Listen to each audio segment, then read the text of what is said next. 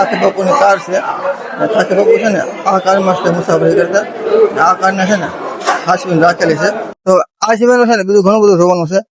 જય માતાજી, good morning, સ્વાગત છે તમારા નવા વિડીયોમાં. ને આજે છે ગુરુ પૂર્ણિમા. તો ગુરુ પૂર્ણિમાને બધાને હાર્દિક શુભકામના. ગુરુના આશીર્વાદ મળે અને બધાના જીવનમાં ખુશિયા બની રહે. જય માતાજી, કેમ છો બધા મજામાં? તો આ સાને અમારી રાંચી હથરા નો છે ને હથરા જઈને શું રે ખબર? તો ભાઈને છે ને કંપાસ લેવો છે. એની પાસે ઓલરેડી કંપાસ છે. તો એ ભાઈને કંપાસ લેવો છે. હવે કોઈ મેળામાં જઈને કંપાસ લઈ ખરું? મેળામાંથી ફરવાનું હોય, રમવાનું હોય, આ ઝૂલો હોય ને ઝૂલવાનું હોય, હિંચકામાં બેસવાનું હોય, પછી રમત હોય રમત રમવાની હોય. આ ભાઈને છે તેને કંપાસ લેવા જાવ. પાછો એકલા લખે ઊંધા ઊંધા લખે છે, હરખું લખતો જ નથી. હરખું તો લખું છું. ક્યાં હરખું લખ્યું છે? હરખું તો લખું છું. સાતડો ક્યાં લખશો? નવડાની હેઠે સાતડો લખેવા પ્રથમ ભાઈ. છે ને આજ ગુરુ પૂનમ છે. શું છે ગુરુ પૂનમ. તને ખબર ગુરુ પૂનમમાં શું હોય? હા.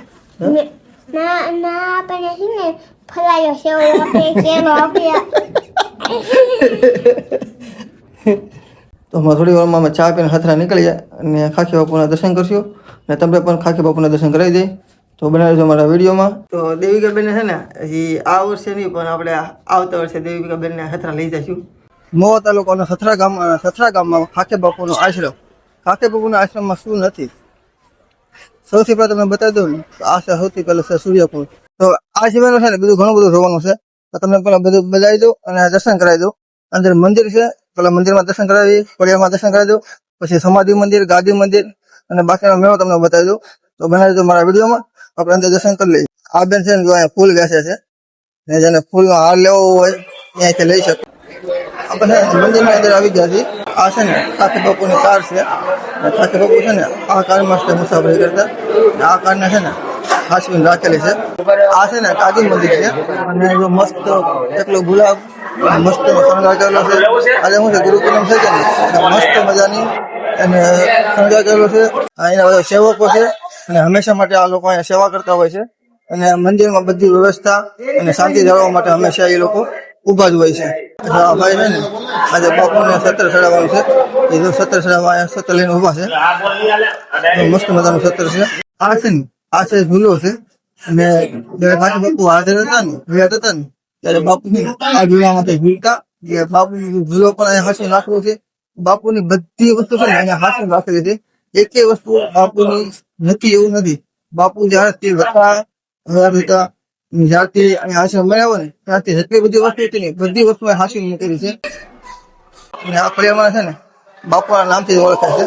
આ ફળિયામાં છે ને બધા લોકો છે ને ખાખીને ખોડિયા તરીકે આપણે ઓળખીએ છીએ. બાપુના વખતમાં જેટલી વસ્તુ હતી ને જો આ તલવાર, પૈસા, કમંડળ, બાપુ જે કાંઈ ઉપયોગ કરતા આ છે ને બાપુના કપડા છે. બાપુના કપડા, બાપુનું ટિફિન, બાપુના તબલા, બાપુની તલવાર, ટૂંકમાં બાપુ વખતની લાકડી, કમંડળ, ધાબળો બધી વસ્તુ અહીંયા સાચવીને રાખેલી છે. હવે આપણે આવી ગયા છીએ ધૂણે. અહીંયા બાપુનો શું ધૂણો છે. ધૂણો હંમેશા એ શરૂ જ હોય છે. ધૂણો કોઈ દિવસ બંધ નથી થતો. હંમેશા અખંડ ધૂણો જ રહે છે. ખાખી બાપુની પ્રસાદીની સુવિધા છે. એટલે અહીંયા તો તમને પાણી અને ચા બંને એકસાથે તમને અહીંયા મળી જશે.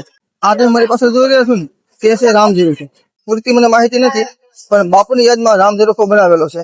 અંદર છે ને આજે છે ને પૂનમ છે અને મુલાકાત વાળા અથવા પૂનમ જે આવું હોય એ લોકો માટે છે ને ફરાળની વ્યવસ્થા છે. તો હું તમને બતાવી દઉં કે ફરાળમાં શું છે અને કઈ રીતે સુવિધા છે. રાજગરાની પૂરી છે, આમાં ચેવડો છે, કેળા છે, હજુ પેંડા છે, આ મીઠો ચેવડો છે, વેફર છે.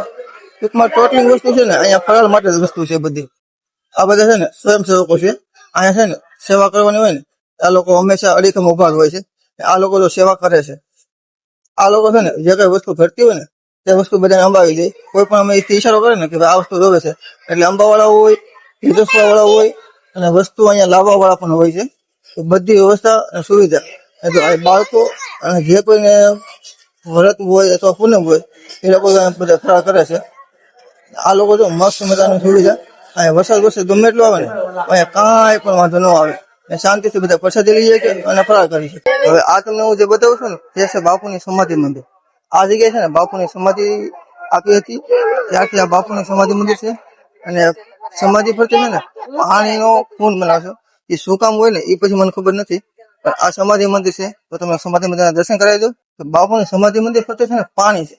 પાણી શું કામ છે એ પણ મને ખબર નથી, પણ પાણી છે તો તમને ખબર હોય ને, તમે દર્શન કરવા આવ્યો હોય, તમે મારાથી મોટા હોય, જોતા હોય તમને ખબર હોય ને કે આ પાણી ફરતું શું કામ છે, કમેન્ટમાં મને કહેજો એટલે મને ખબર પડે. તો આ મંદિર છે, અહીંથી શરૂ થઈ અને અહીંયા સુધી સારે ફરતું પાણી છે. અમે છે ને અડધી પોણે કલાકથી હથરા આવ્યા અને બધા દર્શન કર્યા અને બધું જગ્યાએ શૂટિંગ કર્યું અને વ્લોગ લગભગ પૂરો થવા આવ્યો છે. પણ અમે આવ્યા ને ત્યાંથી પરસમભાઈનું એક જ મગજમાં છે કે મારે શું લેવું છે. રમૂકા આનું આવ્યો ને ત્યાંનું એક જ વસ્તુ કહે છે કે મારે રમકડા લેવા. કેમ કે સૌથી પહેલા ગેટ મગડી ને સૌથી પહેલા રમકડા જ દેખાય છે. એટલે ભાઈને મગજ મગડી જાય કે મારે રમકડા લેવાના છે. તો પરસમભાઈ છે ને ક્યારના કહે છે રમકડા લેવા છે. તો પરસમભાઈ છે ને એક રમકડો અપાવી દો. હથરા આવ્યો હોય અને બાપુની પ્રસાદી લીધા વગર જાય ને તો વાજબી ન કહેવાય. ને અમે જેવું છે જમવાનો ટાઈમ થઈ ગયો છે અને અમે બાપુની પ્રસાદી લેવા સ્પેશિયલ આવ્યા છીએ. તો બાપુની પ્રસાદી લેવા અમે જઈએ છીએ. તો હું તમને બતાવી દઉં પ્રસાદીની કઈ રીતની સુવિધા છે, કઈ રીતની વ્યવસ્થા, અને અહીંયા પણ સ્વયંસેવકો કઈ રીતે કામ કરે છે એ તમને હું પેલા બતાવી દઉં.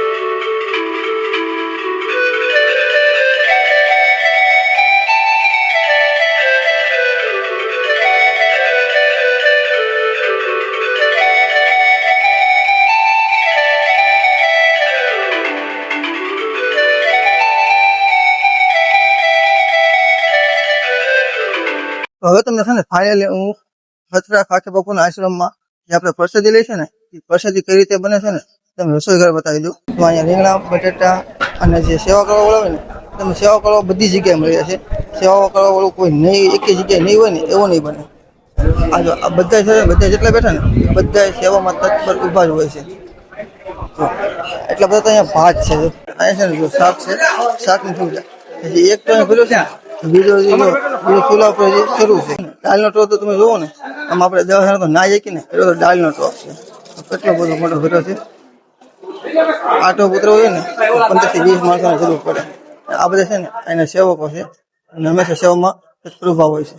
તો આની ખાસ વાત એ છે કે તમે પ્રસાદી લ્યો ને એટલે પ્રસાદી લીધા પછી થાળી તમારે પોતે સાફ કરી એક બાજુ હેઠવા નાખી અને એને ધૂળથી પેલા ઘસી અને પછી ત્યાં અમે જો પૂર્ણ દેખાય ને ત્યાં પોતે સાફ કરી અને પછી થાળી ત્યાં મૂકવા જવાની રહે છે.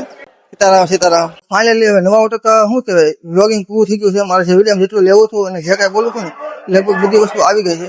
તો હવે છે ને મારે પ્રસાદી લેવાનું બાકી છે. હું થોડીક પહેલા પ્રસાદી લઈ લઉં અને પછી વિડીયો પૂરો કરું.